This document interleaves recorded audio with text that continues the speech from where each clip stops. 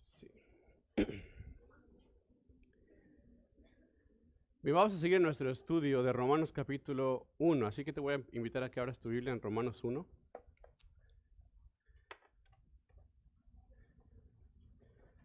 Todos los que traen su Biblia, pueden abrirla por favor en Romanos 1, que vamos a estar ahí en este estudio. Pero antes de empezar, yo te voy a invitar a que ores conmigo. Así como estás, cierra tus ojos y vamos a entregarle este tiempo a nuestro Padre.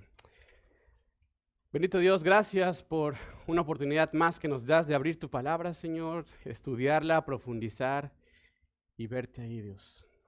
Gracias porque podemos encontrarte, podemos conocer cuál es el deseo de tu corazón para tu pueblo. Te pido que hoy nos hables, Señor, que tú nos lleves al Evangelio nuevamente y podamos nosotros encontrarte ahí en tu plenitud, Señor, la plenitud de Cristo, y nos sigas haciendo crecer día a día. Señor, pongo esta congregación en tus manos para que tú estés hablando a nuestros corazones y no sean vanas palabras o palabras huecas, sino sea el poder de tu Espíritu en nuestras vidas, Señor. En el nombre de Jesús oramos. Amén. Amén. Hermano, ¿sabes cuál es el gran problema del ser humano? Es la altivez que hay en nosotros, ¿sí?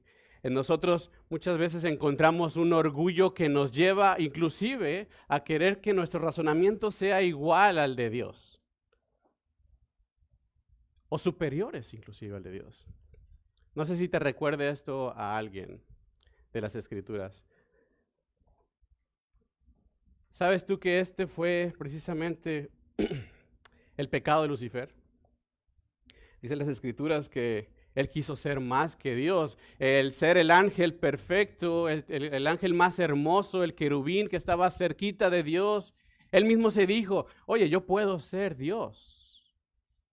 ¿Sí? Y ese orgullo creció en él y fue el pecado que lo llevó a la perdición. Y de la misma forma, Satanás sedujo con ese mismo sentimiento a Eva en el huerto. Si tú regresas al capítulo 3 de Génesis, tú vas a encontrar a una serpiente, a Satanás en una serpiente, hablándole a la mujer, diciéndole, con que Dios ha dicho que no comas de todo árbol del huerto. Satanás supo entrarle a la mujer, sabía que les gustaba debatir a las mujeres, entonces le dijo, con que Dios ha dicho, y la mujer que no, espérate. Dios no dijo que no podemos comer de todos los árboles, sino que no debemos de comer del árbol que está en medio del huerto, porque ciertamente el día que comamos, vamos a morir. ¿Y cuál fue la respuesta de Satanás? No morirás, sino que Dios sabe que el día que de él comas, serás como Dios. Lo que motivó realmente a la mujer a pecar, a desobedecer, y al hombre después también, fue precisamente esto.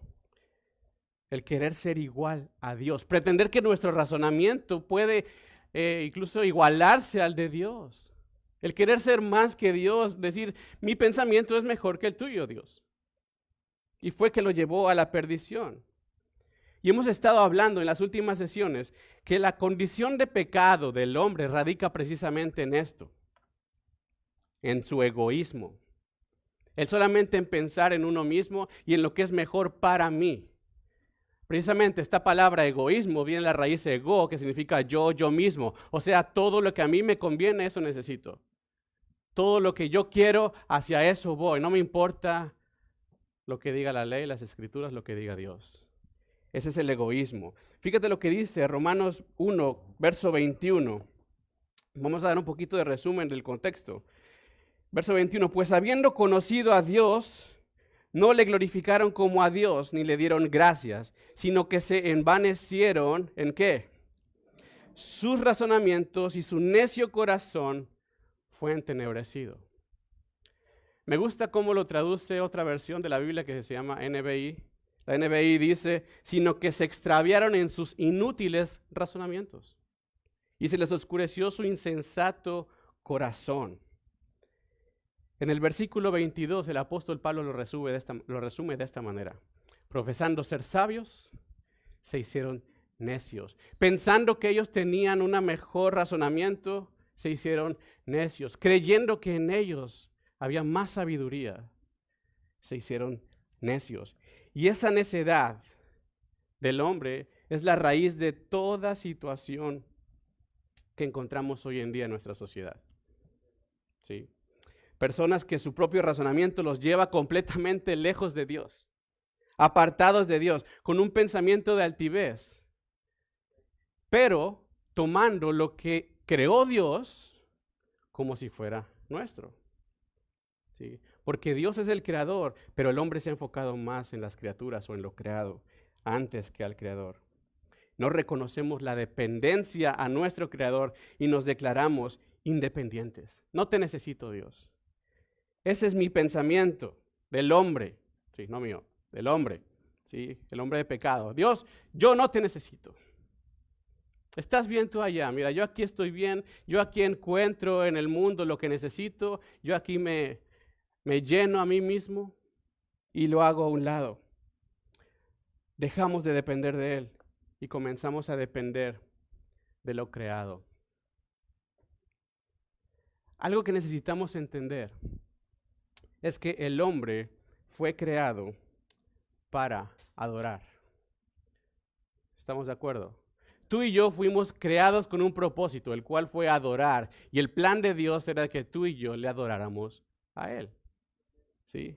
Pero ¿qué es lo que pasa cuando los seres humanos se niegan a reconocer a Dios como a Dios?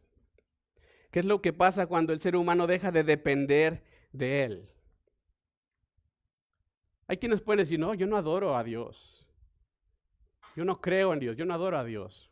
Oye, pero fuimos creados para adorar, entonces. No es que realmente estemos dejando de adorar, sino que la dirección de mi adoración se está desviando. Y empezamos a adorar a cualquier otra cosa. Comenzamos a adorar a lo creado antes que al creador. Y es ahí donde está el problema.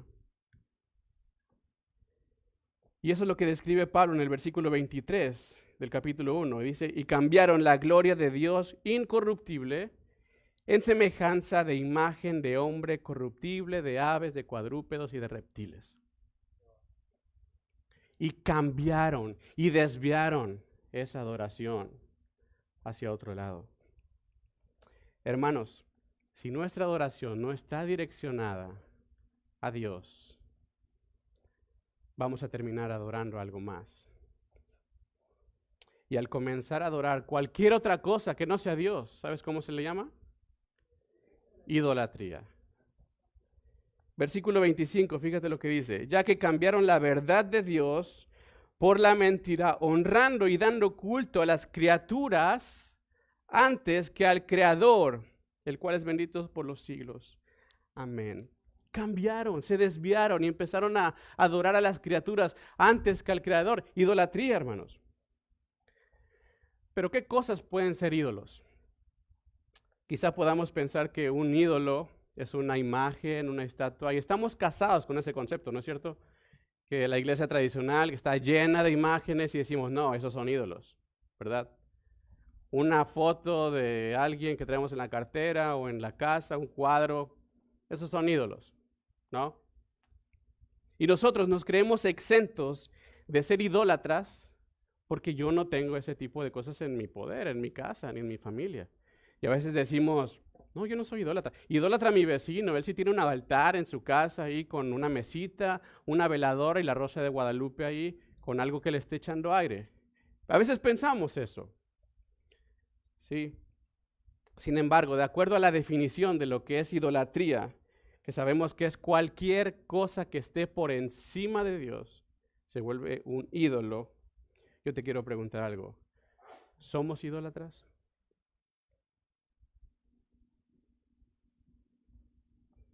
¿Qué puede ser un ídolo? Quizá pueda ser tu trabajo.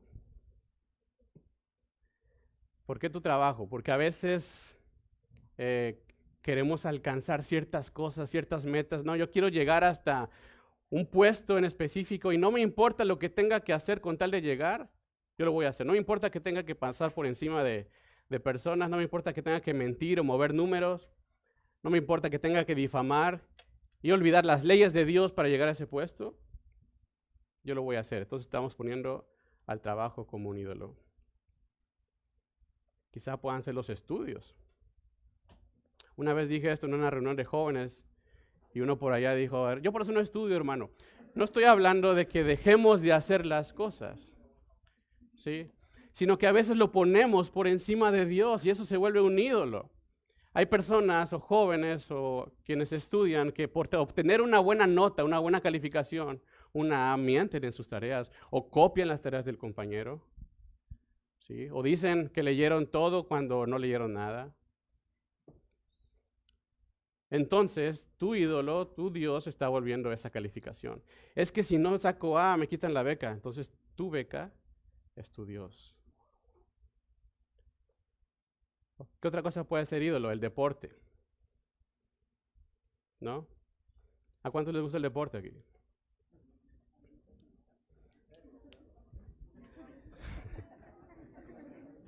Ahora, a nadie le gusta el deporte. Qué bárbaro. Entonces, el deporte también se puede volver un ídolo. ¿Por qué? Porque a veces ponemos al deporte, cualquiera que sea, hermano, no solamente el fútbol, cualquiera que sea, lo ponemos antes de nuestras responsabilidades, antes de nuestra familia. Y no estoy diciendo que es que dejan de venir a la iglesia, no me importa eso. Pero tus responsabilidades, sí. Hoy es que juega mi equipo hoy, pero tienes responsabilidades en la iglesia, ¿sí? Pero no me importa, juega mi equipo, pero es que eres el pastor. Entonces la responsabilidad ahí, ¿dónde está quedando? No sé por qué, siempre toca, ¿no? En los partidos de México el domingo a las 11 en los mundiales. ¿A qué hora fue la final del mundial de este pasado? Y se vuelve un vicio. Podemos hablar de vicios también. El alcohol se puede volver un ídolo. La pornografía se puede volver un ídolo. El dinero se puede volver un ídolo. Por ahí la hermana dijo la ropa. Bien, sigan confesando sus pecados, hermanos. Sí. Cualquier cosa se puede volver un ídolo. Si lo ponemos antes que a Dios. Puede decir uno, oye, es que tienes una responsabilidad en dar de comer a tu hogar, pero prefieres comprarte algo de ropa. Bueno, estás ahí omitiendo las leyes de Dios, lo que Dios nos está mandando a hacer con nuestra familia. Y se puede volver también un ídolo. ¿Y por qué es un ídolo? Porque si está antes que Dios, se vuelve un Dios para nosotros. ¿Sí? ¿Cuál fue el primer gran mandamiento de Jesús? Amarás a tu Dios por sobre. Si entendemos este concepto sobre, ¿verdad? Por encima de, arriba, que no hay nada más antes, sino que de ahí para abajo, sobre. No dice amarás a Dios sobre todas las cosas menos tu familia, ¿verdad? O sobre todas las cosas menos tu trabajo. Es sobre todo. Él es el primer lugar. Por encima de todas las cosas. Si no adoramos a Dios, hermanos, estamos adorando otra cosa. Y por consecuencia le vamos a servir, se vuelve nuestra razón de ser, aquello sin lo cual no podemos vivir. Aquello que nos identifica y nos da nuestro sentido de vida. Eso se vuelve para nosotros. Llámese trabajo, dinero, estudios, familia, lo que sea. Pablo nos dice en el versículo 25 que el hombre cambió la dirección, cambió la verdad de Dios por la mentira, honrando y dando culto a las criaturas antes que al Creador. ¿Qué es esto? Idolatría, con mayúsculas así. Al hablar de que el hombre cambió la verdad de Dios, podemos ahí notar la soberbia, lo que estamos hablando, sus vanos razonamientos, lo que el hombre piensa que es mayor que Dios mismo. La soberbia del hombre nos aleja completamente de su voluntad, al punto de creer que no le necesitamos. Dios, yo tengo lo que necesito, no te necesito, estás fuera de mi vida. Tuve un maestro en la universidad que, llegando a la clase, lo primero que dijo fue, yo maté a Dios, para mí no hay Dios, punto, y empezó la clase. Para las personas de allá afuera eso es lo normal. Y antes de que me vengas a decir otra cosa, decía mi maestro, yo maté a Dios. Punto. Sigamos. Ese es su pensamiento. Ese es su corazón. Y así encontramos a gente afuera. No necesitan a Dios, dicen ellos, en sus vanos razonamientos. dicen que no hay Dios. Profesando ser sabios se hacen necios. Pero fíjate lo que dice el Salmo 14. Si tienes ahí tu Biblia, puedes ir rápido al Salmo 14.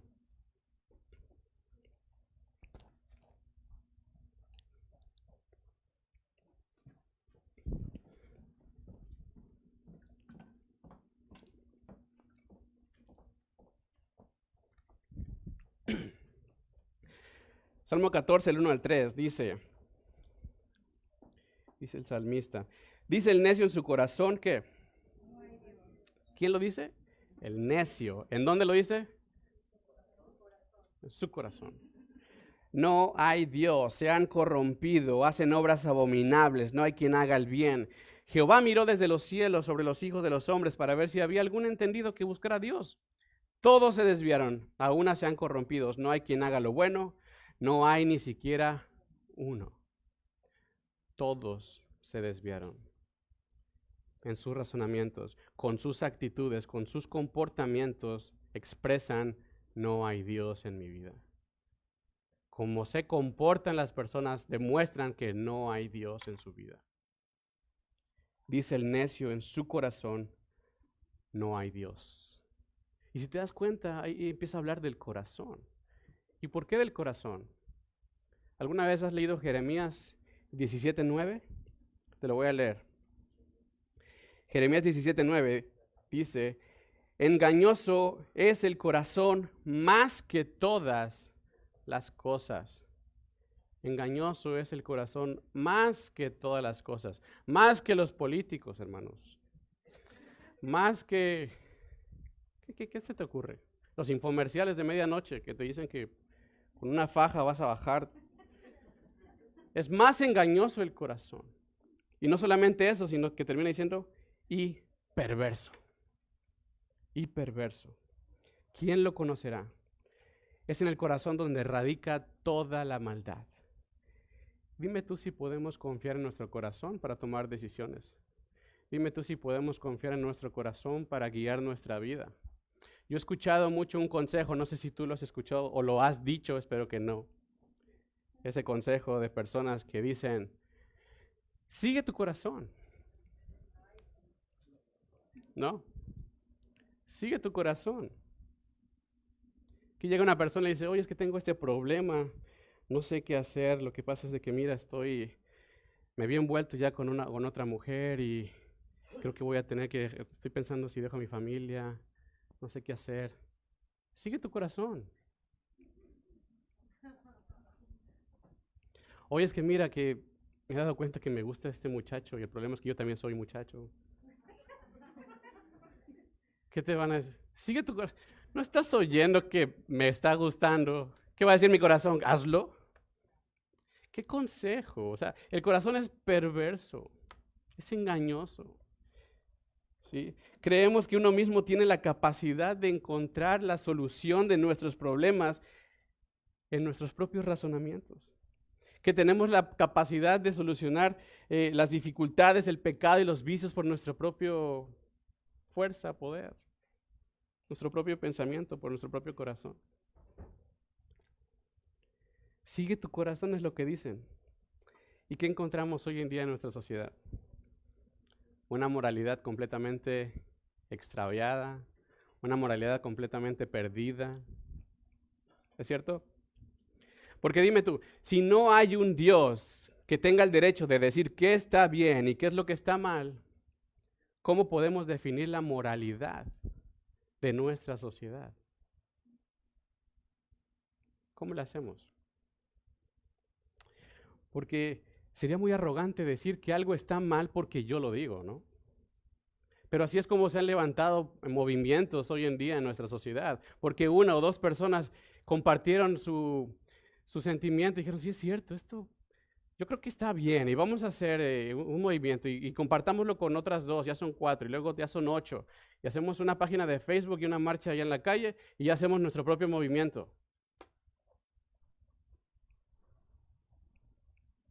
Y eso es lo que moralmente hoy en día es correcto, porque la sociedad así lo indica.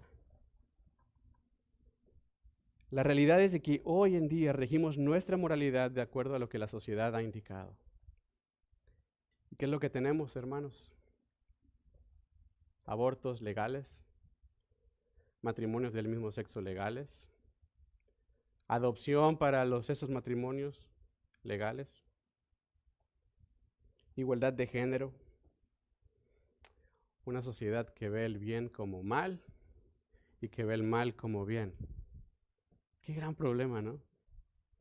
Pero ¿qué dice Isaías 5:20? Hay de los que a lo malo le dicen bueno. Hay de aquellos que a lo malo le dicen bueno y a lo bueno le dicen malo. Que hacen de la luz tinieblas y de las tinieblas luz, que ponen lo amargo por dulce y lo dulce por amargo. Hay de los sabios en sus propios ojos y de los que son prudentes delante de sí mismos. Aquellos que creen que sus propios razonamientos son los que están bien. Hay de aquellos. El mundo que dice, si en mi corazón me siento bien, es lo que moralmente es correcto. Grave error. Es por eso que hoy en día el mundo obtiene lo que merece. Sí. Y eso es a lo que se refiere el versículo 18. Recordamos la sesión pasada que el pastor Salvador hacía énfasis en este versículo que dice, la ira de Dios se revela contra toda impiedad. A eso es a lo que se refiere. Porque estamos en un mundo lleno de maldad y por eso la ira de Dios se revela contra toda impiedad. La ira de Dios manifestada. La pregunta que puede surgir quizás sea, ¿y cómo se revela esa ira de Dios? Hermano Luis, déjame te explico.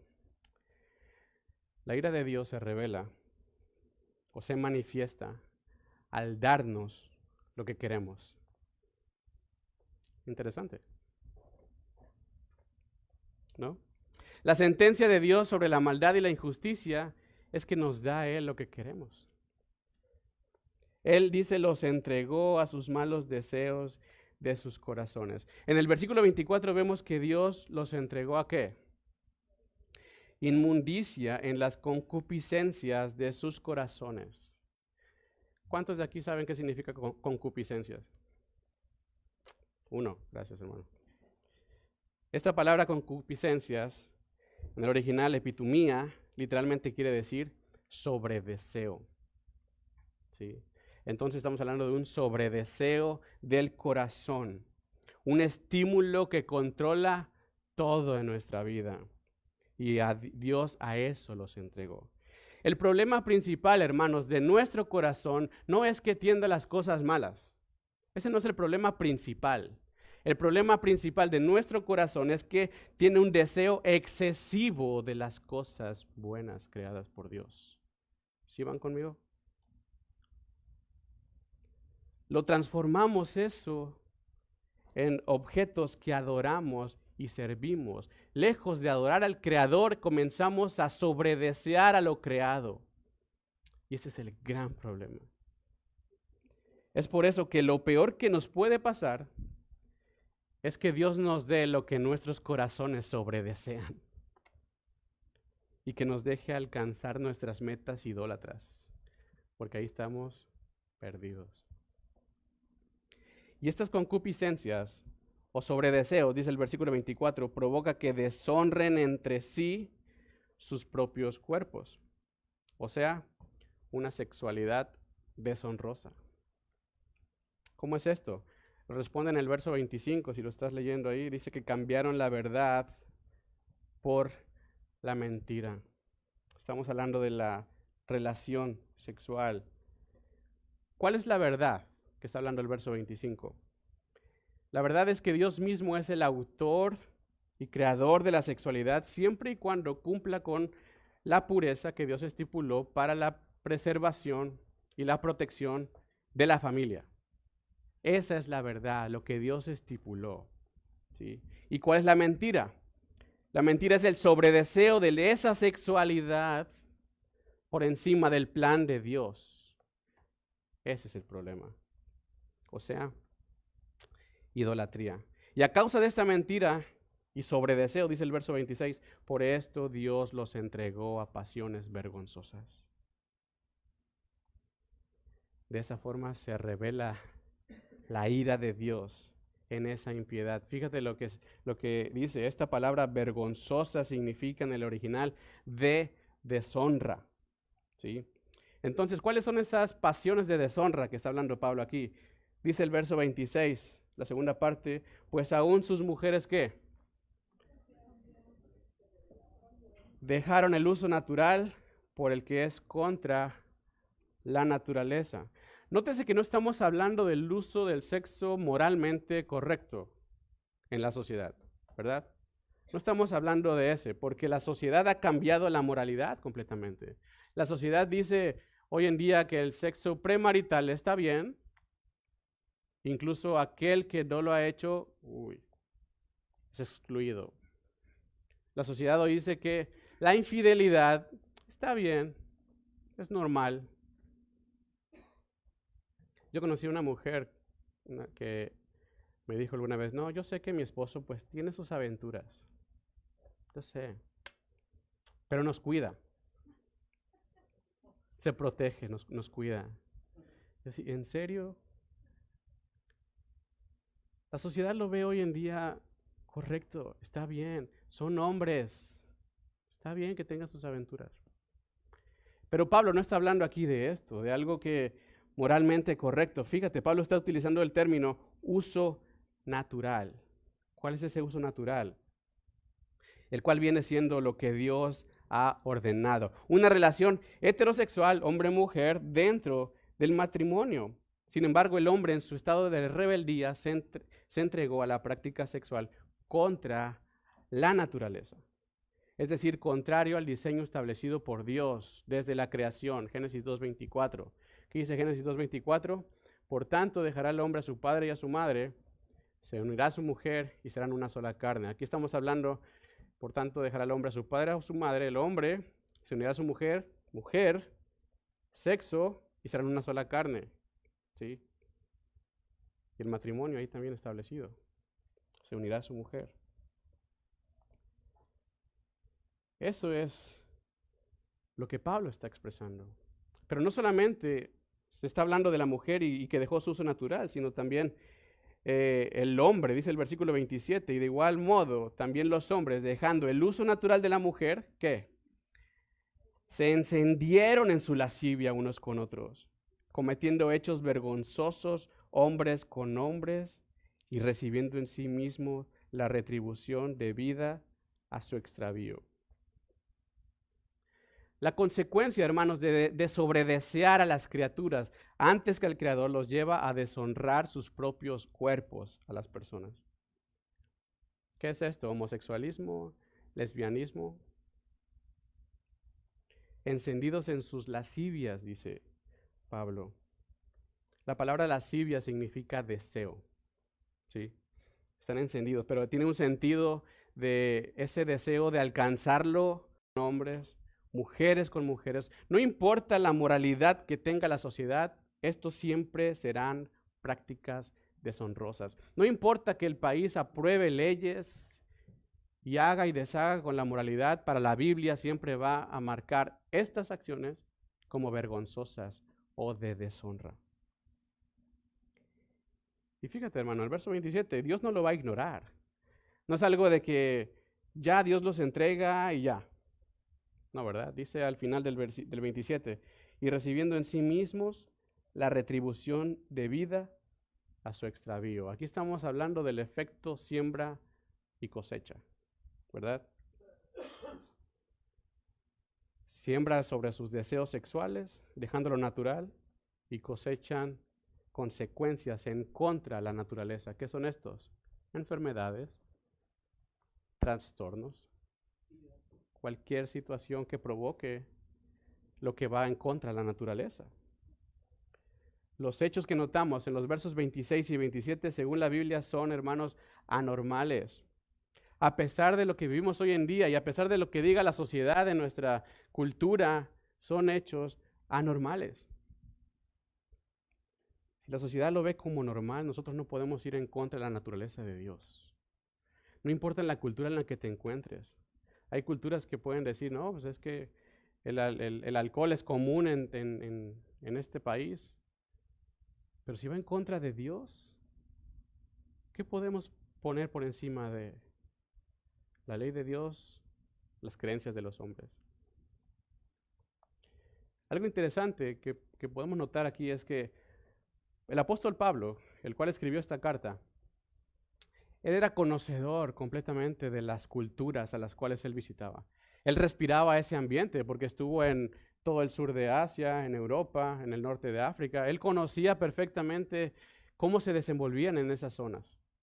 ¿Sí? Él estuvo en Éfeso se encontraba el templo de la diosa Diana, que era la diosa de la fertilidad. Entonces te podrás imaginar lo que se practicaba en esa ciudad. Y Pablo lo conocía. Estuvo en Corinto y Corinto se consideraba como la capital de la prostitución. Te podrás imaginar. Y Pablo ahí estaba y él respiraba esto. Sin embargo, Pablo rotundamente denuncia la inmoralidad en sus cartas. Rotundamente. Él no dice, ok, es cultural la promiscuidad, es cultural la prostitución. Vamos, aquí no aplica, muchachos. Él no dijo eso. Él en todas sus listas porque hay listas en la Biblia de pecados. Jesús hace una lista también en Marcos 7:21 y Pablo en Gálatas, Romanos, en Corintios, hace listas de pecados. ¿Sabes qué? Todas comienzan con la perversión de la sexualidad. Todas esas listas comienzan con esto. Entonces, no es porque culturalmente están bien, ahí lo practican, está normal, Pablo lo iba a dejar a un lado, no. Pablo lo denuncia completamente y conviene darle importancia también nosotros a esto. La consecuencia del abandono de Dios se desarrolla más en los siguientes versículos, 28 al 32. Si tienes tu Biblia ahí, lee conmigo el verso 28. Dice, y como ellos no aprobaron tener en cuenta a Dios, ¿qué pasa? Dios los entregó a una mente reprobada para hacer cosas que no convienen. Dios en este pasaje del 24 al 32 los entrega 3 veces. Y literalmente el hombre piensa, la mente de Dios y sus ideas no sirven para mí. Esa es una mente reprobada. Mi sobredeseo hacia las cosas creadas antes que al Creador es lo que yo necesito. Eso es lo que el hombre piensa. Y a causa de esto, Dios le dio nuevamente lo que deseaba y los entregó a una mente reprobada. Esto quiere decir, para que hagan cosas no aprobadas por Dios. Y esto va más allá de la depravación sexual que estuvimos hablando en los versos 24 al 27, en donde se muestra una condición inmoral de la parte del hombre, a quien describe el verso 29, el que sigue, como atestado de toda injusticia. Esta palabra en el original, en el griego, es pleró, atestado, que quiere decir completo o lleno, y hace como que un sentido de algo que ya está rebosante, que ya no cabe más, y rellenito. Así está hablando del hombre y su injusticia. Algunos de nosotros estamos bien pleró, ¿no? Rellenitos, casi desbordándose, que casi no cierran. Esta es la condición que Pablo está hablando del hombre de injusticia. Pleró, lleno de inmoralidad. Y en los versos 29 al 31, Pablo nada más nos da 23 ejemplos de pecado. 23. Lee conmigo 29 al 31. Estando, ¿qué? Atestados de toda injusticia, fornicación, perversidad, avaricia, maldad, llenos de envidia, homicidios, contiendas, engaños y malignidades, murmuradores, detractores, aborrecedores de Dios, injuriosos, soberbios, altivos, inventores de males, desobedientes a los padres, necios, desleales, sin afecto natural, implacables, sin misericordia. Pero ¿sabes qué? Esta lista no está limitada solamente o enfocada solamente a los que no son creyentes. Es más que nada como una radiografía o una descripción al corazón del hombre. Son pecados que también encontramos en los creyentes hoy día. Quizá alguno de nosotros nos podemos identificar con algún pecado aquí descrito, ¿no? Quizá avaricia, hay alguien, quizás tenga ese problema, avaricia, envidia, engaños, murmuraciones, soberbios, desobedientes a los padres. ¿Hay alguien aquí que es desobediente a los padres? Bueno, ya vi que el de engañoso sí aplica en muchos de ustedes. Sí. Pero fíjate, todavía no viene lo peor.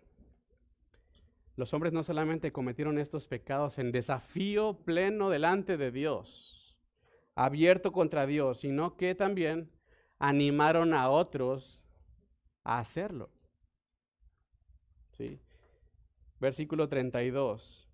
Quienes habiendo entendido el juicio de Dios, que los que practican tales cosas son dignos de muerte, no solo las hacen, sino que también se complacen con los que la practican. La revelación que Dios ofrece de sí mismo es suficiente para que las personas puedan conocerle. Él mismo se revela a las personas y con esa revelación que ya hay, podemos reconocer nuestra injusticia. Pero ¿qué pasa? En lugar de aceptarlo y en lugar de arrepentirse, nuestra inclinación pecaminosa nos lleva a negarle y a encubrir nuestros propios pecados. ¿Cómo? Haciendo que otras personas se unan a nosotros para que nuestro comportamiento no se haga notable. O sea, diciendo, ok, estás viendo mi pecado, mira el de él, mucho mayor. Y yo mismo lo animo a él a que siga creciendo y creciendo y creciendo, para encubrir y yo verme menos. ¿Sí me explico?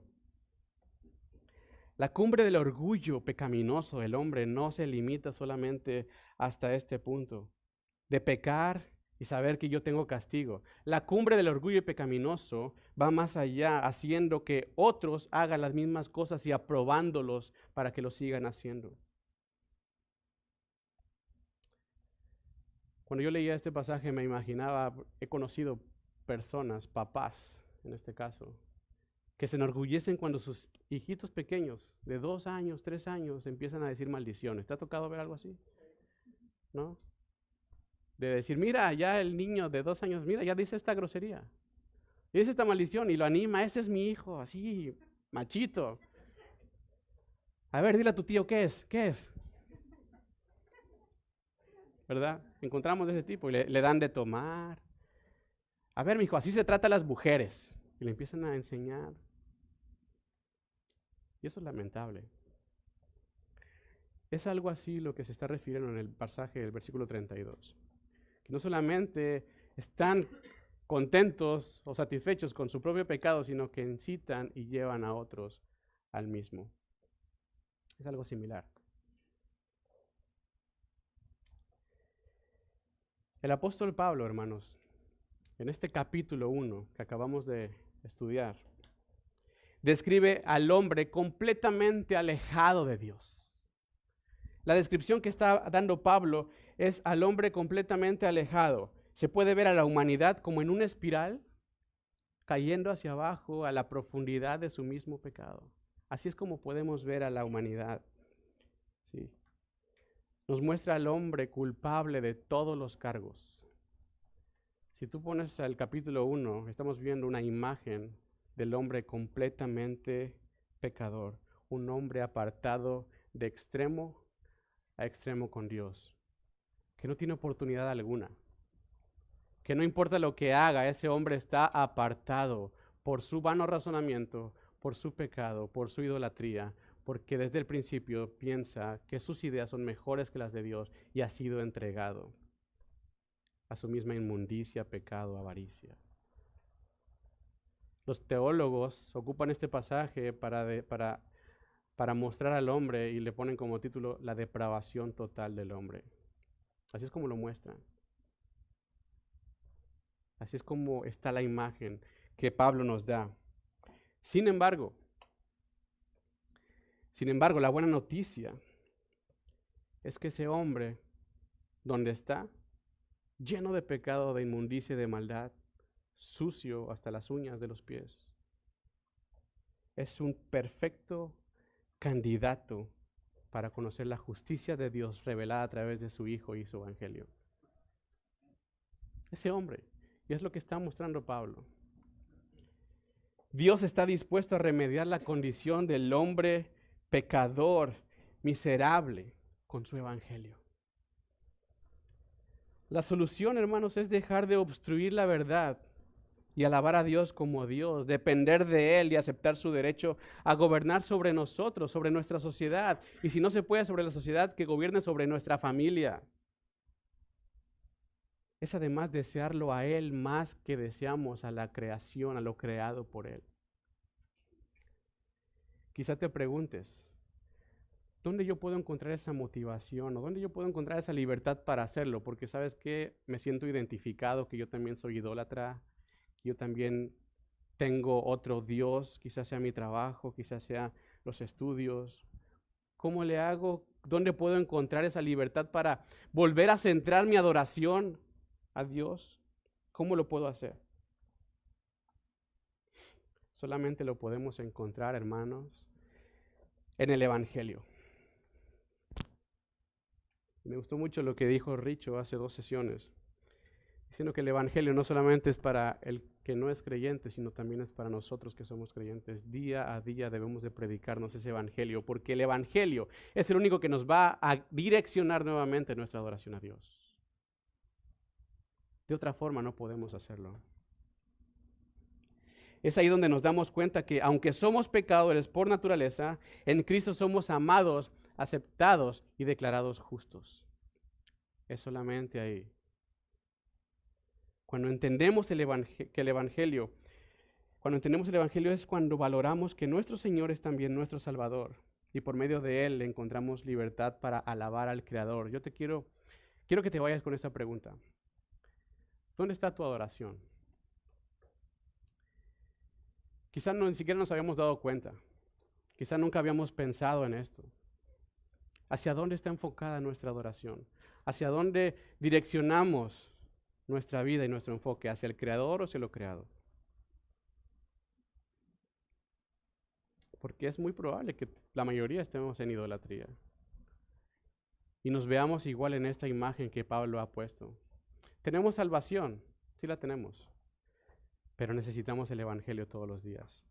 Yo quiero animarte a que tú cada día puedas voltear hacia la cruz y vivir en el Evangelio. Si tú has encontrado algo en tu interior hoy en día, puedas decirle al Señor, Señor, muéstrame a Cristo y llévame al Evangelio todos los días y direcciones tu adoración hacia el Creador. Vamos a orar. Voy a dejar un momento en silencio para que tú visualices cuál es ese problema quizá que hay en tu vida. ¿Qué es lo que estamos adorando en nuestra vida? Puedas tú identificarlo para que lo pienses en tu corazón. Señor, ¿qué es lo que estoy adorando? Revélame si hay algo más que yo estoy adorando que no sea a ti. Quizás sea el dinero, que aunque no me doy cuenta, yo lo busco por sobre todas las cosas y no importando lo que tú has mandado. Quizás sean mis hijos, Señor. Quizás sea mi familia. Quizás sea mi trabajo. Cualquier cosa, Dios, revélanos, muéstranos en nuestro corazón qué es lo que está apartando mi mirada de ti. Porque yo solamente quiero adorarte a ti. Llévame al Evangelio, Señor. Llévame a la cruz. Todos los días necesito recordar el estado en el que yo estaba, Señor, que es lo que hemos visto en el capítulo 1, que así yo también estaba. No estoy exento de todos estos pecados, Señor, yo era igual, pero tu gracia me salvó, tu gracia me rescató y me ha hecho libre, Señor. Ayúdame a vivir en esa libertad, ayúdame a vivir en el Evangelio todos los días y que la cruz, Señor, sea mi estandarte, sea mi bandera. Porque yo sé que tú estás conmigo, Señor. Bendice esta iglesia, esta congregación, Padre. Que tu deseo y tu plan que has trazado desde el principio siempre esté con nosotros, Señor. Y en el momento en que queramos desviarnos, tú nos traigas a ti con lazos de amor. Perdónanos si te hemos fallado. Perdónanos si hemos hecho algo, Señor, contra ti. Y ayúdanos a volver al redil, Señor. Gracias por la cruz. Gracias por Cristo. Te bendecimos y te alabamos por siempre. En el nombre de Jesús. Amén. Amén. Dios les bendiga, hermanos.